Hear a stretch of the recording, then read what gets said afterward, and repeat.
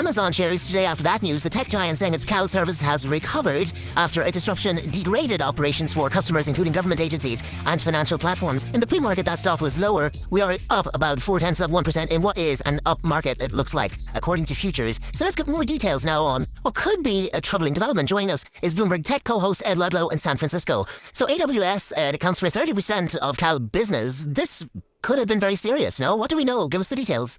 So the problem originates from one of Amazon or AWS's oldest legacy data centers, North Virginia on the East Coast, US East 1. And you're absolutely right that AWS accounts for a third of the internet, put it that way in cloud computing context. But this specific data center is the backbone. They have something called DynamoDB, which you can think of as a large filing cabinet or database. So if you are an app or platform or website that relies on AWS, it's like your data is in that DynamoDB database. They basically had a traffic jam.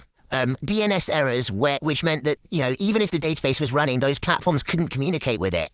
And so the stock's modestly higher, right? 0.4%. But the way to look at it is that this happened between, say, 2 or 3 a.m. Eastern time, midnight here on the West Coast. And lots of technology companies will be waking up to the ramifications of it, which is delays, other sort of slow performance issues while it still gets resolved. But the general outage is over, that's right. And from what I understand, Ed, and maybe you know more about this was not any kind of an attack, although it does leave the opening now for attackers if they wish to try to use this opportunity, right?